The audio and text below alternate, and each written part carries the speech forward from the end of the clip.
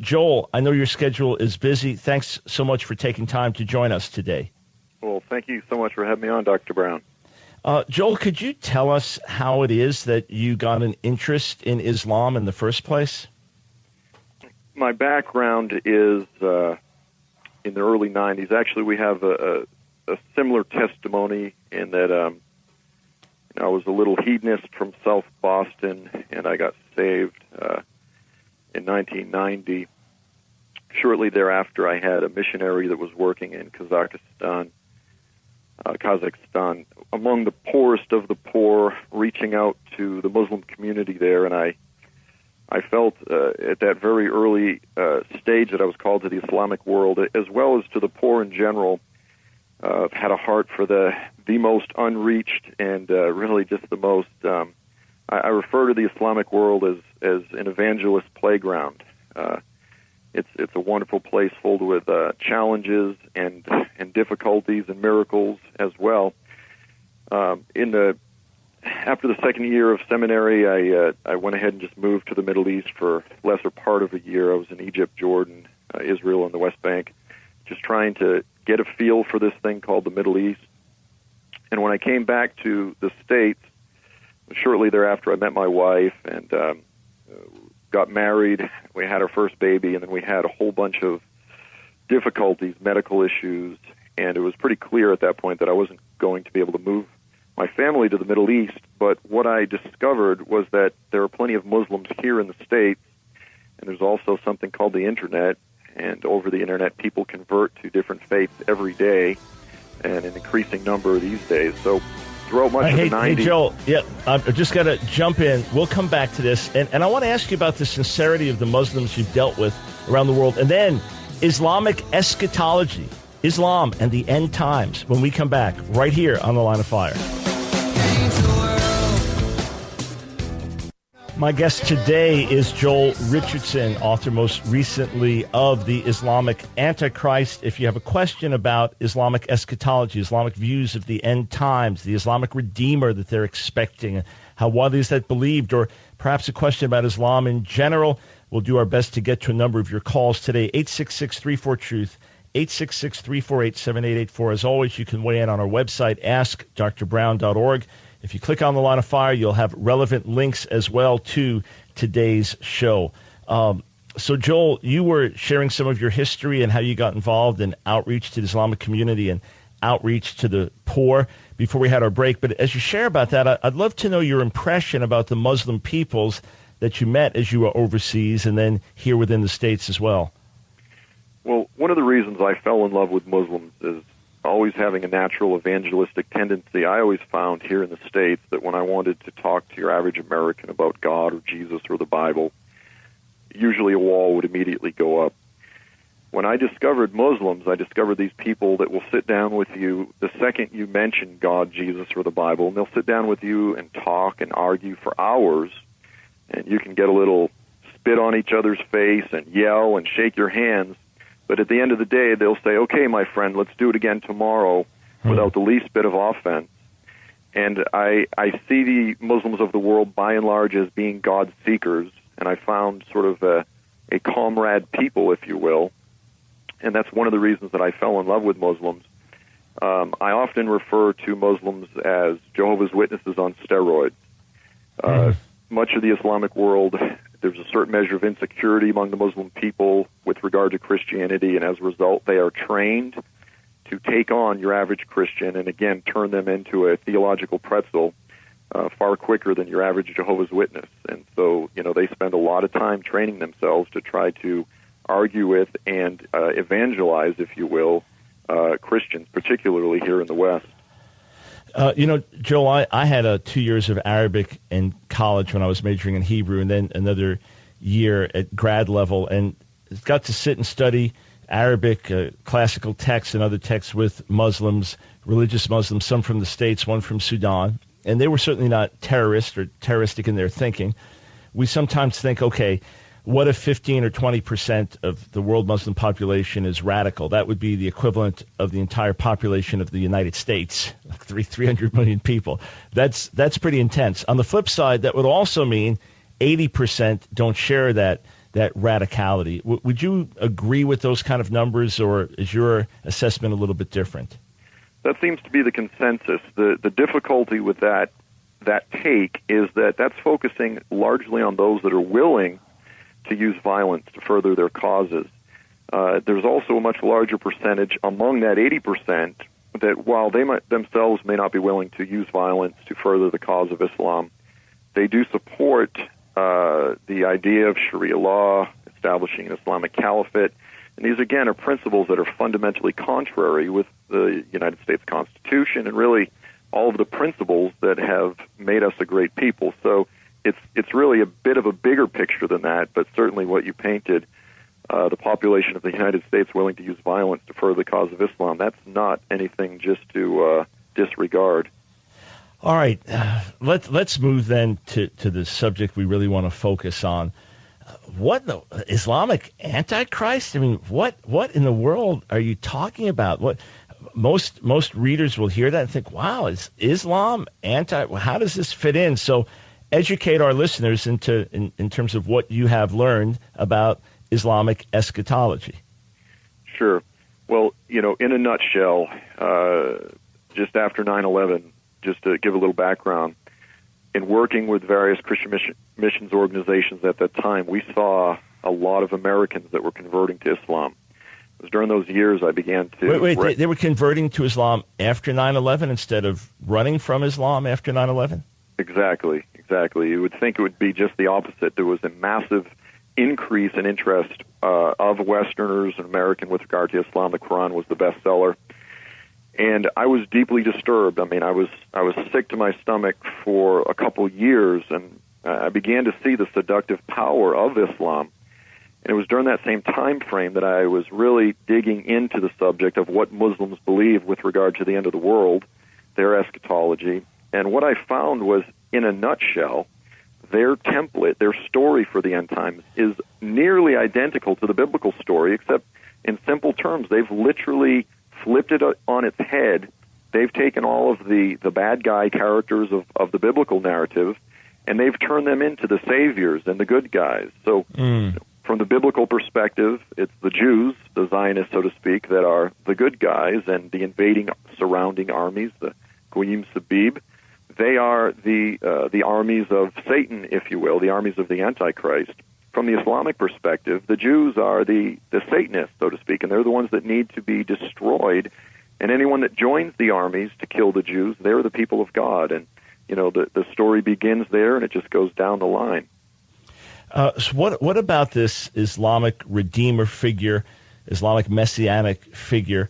It's not Jesus returning or being manifest again that they're talking about it. And now we hear Ahmadinejad in Iran speaking about this as well. So paint a picture of this figure. Sure. The Islamic primary Messiah figure known as the Mahdi, in English we could just say the Mahdi. He's a figure that, according to Islamic sacred tradition, at the end of the age would rise up to unify the Islamic world, to revive the Islamic caliphate, the Islamic government or empire. And then he would lead this unified coalition of nations and take Israel back for the Islamic world. They believe that it's been taken from them. They believe it's their right to reclaim it. And according to Islamic tradition, the Mahdi would actually rule the world from the Temple Mount in Jerusalem. The time frame that he would rule his career most often is specified as 7 years. Sometimes they say it could be 8 or as much as 9, but most Islamic scholars agree it would be a period of 7 years. That during his rule, it would be a period where he would enter into a peace agreement with the Jewish people, with the Jews and the Christians.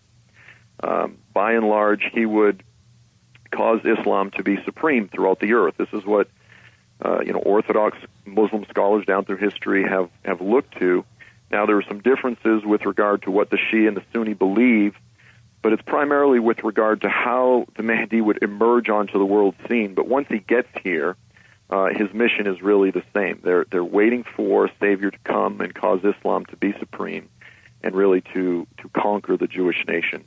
And for Iranian Muslims in particular, and by the way, everything being reversed and switched, for for our listeners that are not familiar with Islamic thought, the chosen seed goes through Ishmael, not through Isaac. Everything gets switched.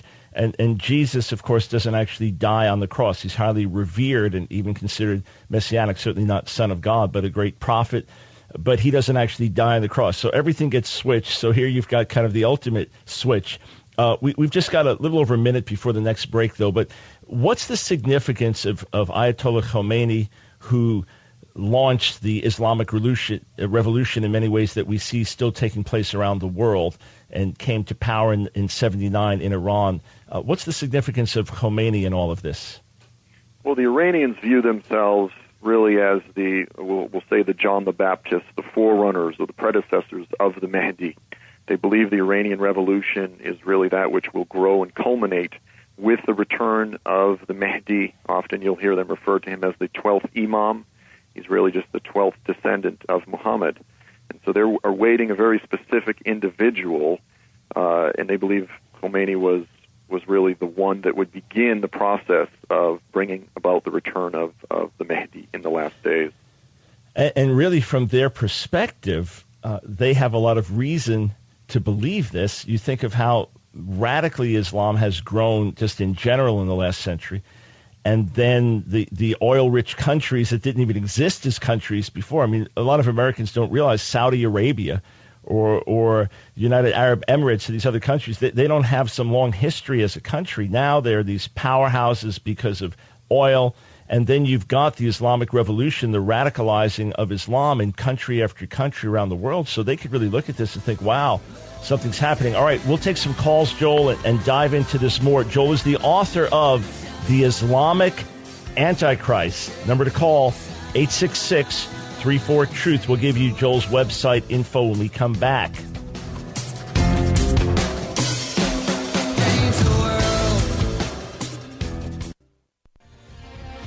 Fire we want, for fire we please. Stand the fire. It's The Line of Fire with your host, Dr. Michael Brown. Get into the Line of Fire now by calling 866-34-TRUTH. Here again is Dr. Michael Brown.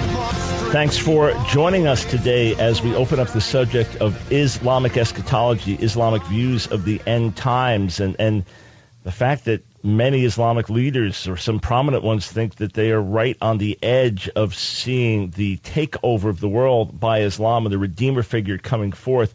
Joel Richardson's website is joelstrumpet.com. joelstrumpet.com. We are blessed to have him sometimes contribute articles to our online magazine, Voice of Revolution. Joel, thanks again for being with us. Well, thanks again for having me on. All right, before I get to a couple of callers, help our listeners understand that in Islam, there is no such concept as the separation of church and state.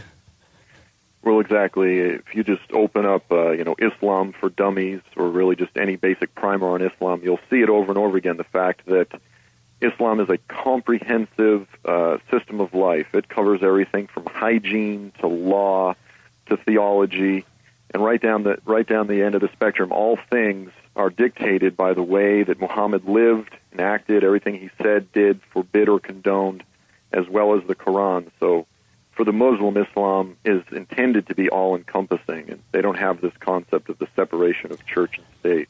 And, it's similar to Judaism in that Judaism has an extensive set of traditions and laws by which a religious Jew is expected to live. But Judaism doesn't have the mentality that it is supposed to take over the world, dominate the world, rule the world. And so in Islam, any territory that was once controlled by Islam and then was no longer controlled by Islam, that's an open sore, in particular when it is parts of Israel, in particular when it includes Jerusalem. Precisely. Anything that was once conquered by Islam and then taken back, it's, as you said, an open sore. That's they're itchy to take that back as soon as they can. So this Islamic Redeemer figure, what, in short, is he expected to do in terms of Islamic dominance? Is it going to be some miraculous thing where suddenly the whole world either turns or gets subjugated, or is this a call to war? That's an interesting question, and it's actually, in all fairness, it's debated within the Islamic community. Will he be a military leader who will use violence, there are some moderate Muslims that are strong, devotees to the Mahdi, but they believe that he will just do so through his power of persuasion, that he won't shed blood and this sort of thing. However, Dr. Brown, when you look at the history of how Muhammad himself spread Islam and how he went about his life, certainly he did so with massive bloodshed. And as such, I would say the majority position is that the Mahdi will bring about the dominance of Islam through both persuasion as well as the sword. And that's the concern, especially if people can be rallied to believe that this is the end, or lies about Israel or lies about America. So this is a great time to be praying. We'll talk about implications of this, how it ties in with Israel in the second half of this hour. Some of our listeners will just be with us the first half hour, but they can always catch up, get everything online. Let me grab a call so we can talk about some practical issues. Viviana, I believe we met this past weekend in New York City. Yes, we did, and I was very, very excited to meet you and just thanking God that you're in blowing the trumpet and the alarm. Well, Joel's trumpet, my guest Joel Richardson, he's blowing another trumpet as well, so we're trying to blow these trumpets. You've got a practical question for our guest. Yes. I live next to an Islamic family, a whole building of wonderful people, but I started thinking, how do I do friendship evangelism? First of all, how do I get past the wall of culture? But also, because they believe in honor killing, and if you switch from being a Muslim to a Christian, how do you do it without putting the women's life in danger? Well, my response would be, you let the Lord worry about that. Okay. The West here has completely lost a biblical New Testament theology of martyrdom. And so, again, I would say let the Lord worry about that. Okay. Fear not those who can kill the body. But the first thing I would do in terms of trying to reach your Muslim neighbors is give them the Scriptures. If you have the opportunity to give these women a gift, get them a nice gift New Testament, and when you're one-on-one, not in a group, but give it to them. And secondly, just love them unconditionally. The Islamic culture, they, again, wonderful hospitality, if they're, Arabic, but it is not a culture of the cross. It is not a servant culture. It's a culture where the men dominate the women and the children. Muslims dominate non-Muslims. So if you demonstrate a servant mentality, given, the attitude of Christ without an agenda, and you love them unconditionally, that speaks powerfully. Beyond that, if you ever have an open window, pray for them. Ask them if you can lay hands on them. If they ever have a physical or just any type of need, take the opportunity to sit down with them and pray for them in the name of Jesus. And then beyond that, educate yourself with regard to Islam and develop the ability to defend the essence, the basics of the biblical faith. And if you can get that all down, you'll be in good shape. Thank you so much. I appreciate All right. that. God bless you. Thanks. Our friend Viviana is a chaplain in New York City and an activist for the Lord as well. Joel, you spoke quite plainly, quoted Matthew 10:28. Don't fear those who kill the body but can't kill the soul. Rather fear him who can destroy both soul and body in hell. I've had the privilege of working with believers in different parts of the world who've been persecuted, threatened with death. We've been in some very sticky situations together. Some of the folks we've sent out in the field have actually been beaten or even killed. Are you exempt from death threats? Are you just sitting on the other side of a mic counseling people, hey, come to faith and whatever happens, happens? Or is this something you've had to deal with yourself? It's been quite a while that I have had some pretty direct threats, not only myself, but my family. And so, I've certainly had to wrestle through this when I travel and speak and so forth. I don't take any, I don't bring security or anything like that, and it's something that I've resolved myself to. On the other hand, obviously I do the best to protect my family and our address, and these days that's increasingly difficult. But as far as I'm concerned, I can choose to be a martyr, but that's not a decision that I really want to make for my little girls. And, when they get older, they can make that decision themselves. But it's definitely, a reality, and it's something that I've certainly considered and resolved to accept when the time should come. And Joel, I commend you for your stance, and as a father and grandfather, of course, I understand deeply the sensitivity to our families. The fact is, following Jesus causes us to go against the grain.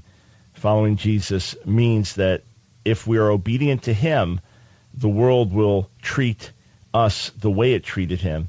And the New Testament pattern is when the disciples were persecuted and hated and rejected for the gospel. And that's what you're talking about. This is for Jesus, Joel. They rejoiced because they were worthy of suffering reproach for his name. Hey, we will spend the next half hour focusing in on Islam, Israel, and the end of the age. Those checking out now, have an awesome day, and join us later online at AskDrBrown.org. We are focusing on Islamic eschatology and Islam more broadly, and reaching out to the Muslim world. Michael Brown, thanks for joining us. On the Line of Fire, your voice of moral, cultural, spiritual revolution, which means knowing God's mind, knowing God's heart, and living out an effective, relevant life in the midst of a dying, lost, and confused world. You've got the irreligious, you've got the new atheists with their attack, you've got the Islamic fundamentalists with their attack, you've got others seeking to undermine foundations of morality, attack from every angle. But Jesus and his kingdom and his ways and his word and his salvation remain the one and only answer for the world. My special guest, Joel Richardson, author of The Islamic Antichrist, his website, joelstrumpet.com. If you have a question for Joel, 866-34-TRUTH. Let me get a call in that will relate to some of the things I want to focus on in this next half hour with you. Lewis in Fort Lauderdale, what's your question for Joel? Hi, Joel. Thanks for taking my call. I appreciate your ministry. I just wanted to question in regards to, do you feel that Islam, in your opinion, that Islam is the religion that will forge during the period of the 7-year tribulation? You feel that would be the one world religion or global dominance to take part as opposed to any other religious belief system? I believe that if we're looking at, if we understand and grasp the Israel centricity of biblical prophecy, then if we're looking at I like this phrase that Joel Rosenberg uses, the epicenter. If we're looking at the epicenter of biblical prophecy, then yes, Islam will be the predominant religion of the region. I don't personally believe that it will be quite as black and white as it's often portrayed in biblical prophecy. There'll only be followers of the Antichrist and then Christians and Jews. I believe there'll be a lot of people that will sort of be somewhere in between. I think the scriptures are clear that going into the millennium, there'll be many different individuals that were neither followers of the Antichrist nor believers that will be saved at the time of the return of the Messiah. And I know that's a difficult, sometimes novel perspective, but I think the scriptures are clear on that point. So I think Islam will become predominant. Again, it depends on how long the Lord should tarry. Right now you've got about 1.6 billion Muslims, roughly 7 billion people in the world. By and large, the West, China, Russia, we're boarding ourselves into oblivion. Got it. All right. All clear. Thank you for the answer, Joel. We'll be back with more calls, more questions. I've got questions for Joel. He's got answers today.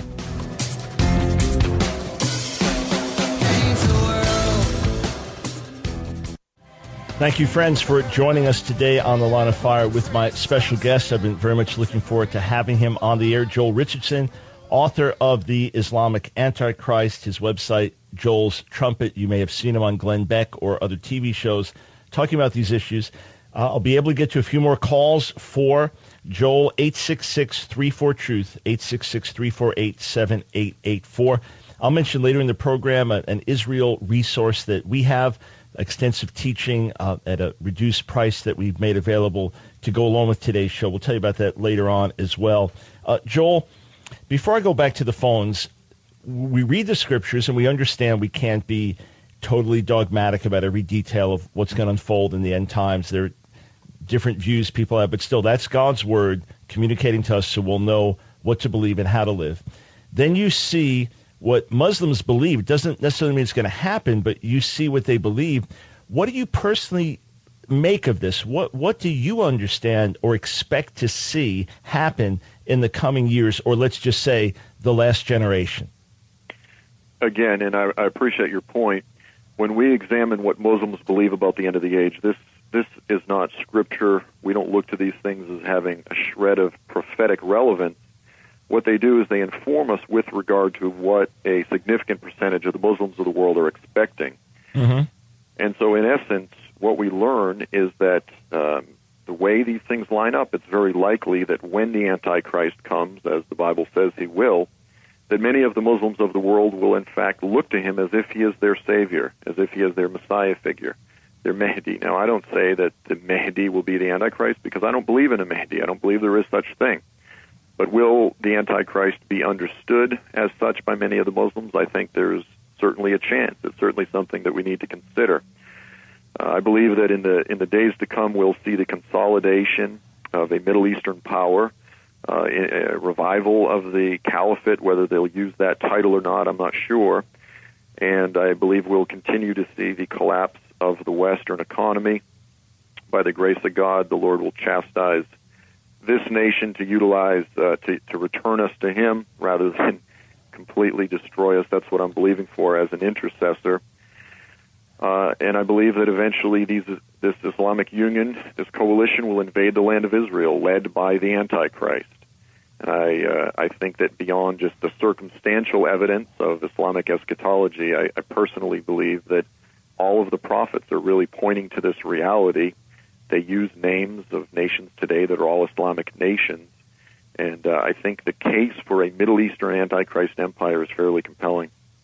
What seems undeniable to me, Joel, from the scriptures, regardless of anyone's eschatology, is that Israel, Jerusalem, the Jewish people, are right in the middle of it, and that there is world hostility, world attack, be it a coalition of surrounding nations or a world coalition that comes against Israel, and that God, in the midst of that, or in the height of that crisis, will deliver his people, and it's undeniable. Let's just put the Bible aside for the moment. Looking at this, if we accept the one point that I made, that Israel, Jerusalem, is in the middle of it at the end, and then you just look at the map and you see Israel surrounded by Islamic nations, yeah, I mean, everything could change. 100 years from now, that could all be Hindu, but somehow I'm not expecting that.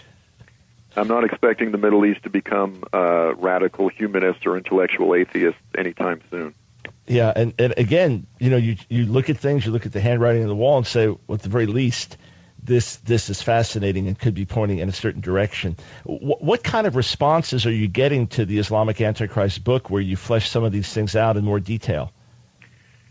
Well, I get emails virtually every day from respected Christian leaders, pastors, as well as lay leaders that have read it, that have considered the scriptural evidence, and they're saying, this seems to make a lot of sense. In all fairness, I'm not trying to just replace a view. I'm just saying, as far as watchmen on the wall, we need to spread out. We need to consider these things. It was interesting. I just heard Dr. John MacArthur was literally preaching, almost directly from the book about 2 weeks ago. And I know there's other leaders that I can't mention, very, very, very prominent Christian leaders that have really embraced, again, I'll call it the Middle Eastern Antichrist paradigm. It's making a big impact, and again, it's not just because of what I lay out in the book, but really the overarching scriptural basis for the concept. All right, I'm going to come back, play the devil's advocate in a minute. I'm sure you're more than prepared for that. But first, back to the phones. Sheila, just outside Augusta, Georgia. Thanks for calling the Line of Fire. Okay, I do have a question for Joel about the end-time temple. If he sees that as a literal temple, or could it be something sort of like the tabernacle in the wilderness? Because you certainly can't throw a temple up overnight. So, but then 2 Thessalonians and Revelation certainly speak about a temple that the Antichrist will walk into, thinking that he is God. And so how would that play out in the end time eschatology? Sure. Well, again, the scriptural basis, we've got the references throughout Daniel of the abomination that causes desolation. As you said, 2 Thessalonians, the Antichrist will set himself up in the seat of God, in the temple of God. And personally, I believe that it is that act, it is through that act that the Antichrist declares himself to be God.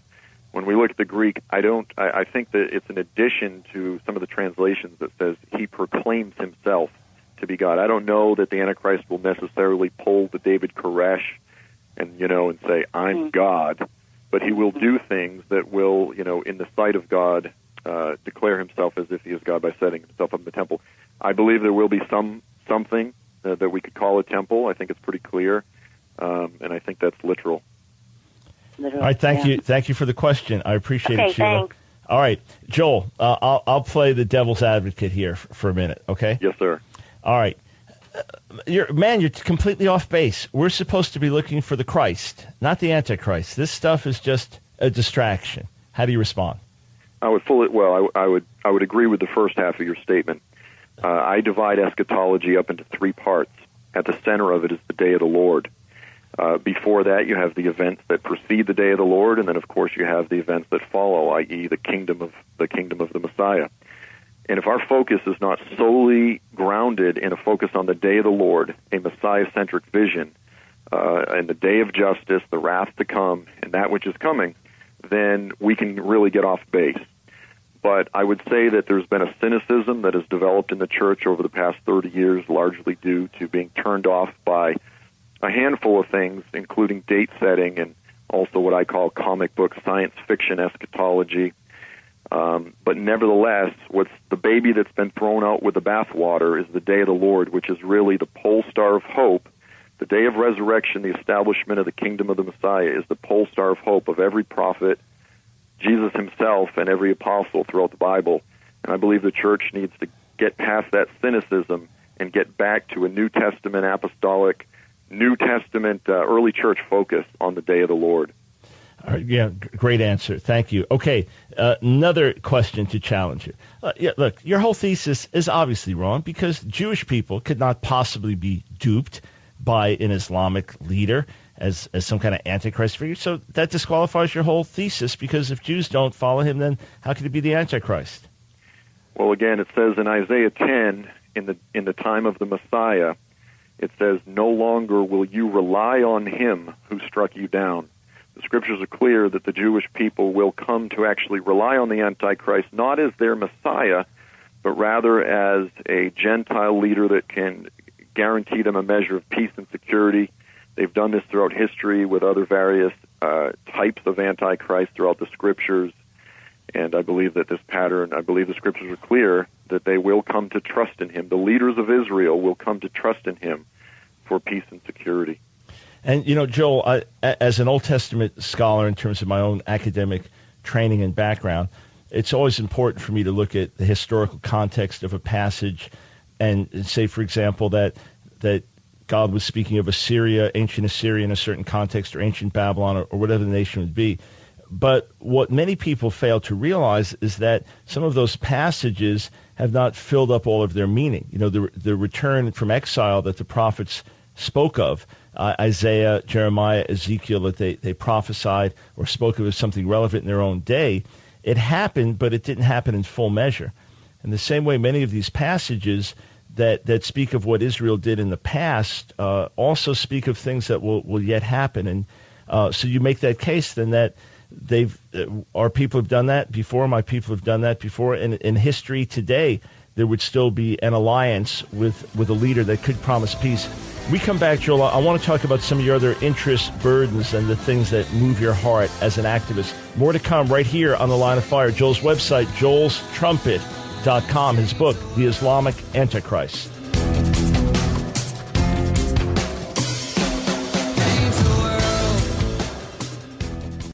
Thanks once more for being with us on The Line of Fire. My guest, Joel Richardson, author of the best-selling book, The Islamic Antichrist, his website, joelstrumpet.com. Joel sometimes contributes articles as well on our Voice of Revolution online magazine found at AskDrBrown.org. Joel, people have been listening. People read your book. A logical question is, okay, now what? What then do I do with this information about Islam and their eschatological views? What does it mean to me as a follower of Jesus today? Well, the application, it really goes back to just understanding the times. I said eschatology is Day of the Lord centric. He wants that to be our focus. Nevertheless, he did command us to understand the signs, understand what's taking place in the earth.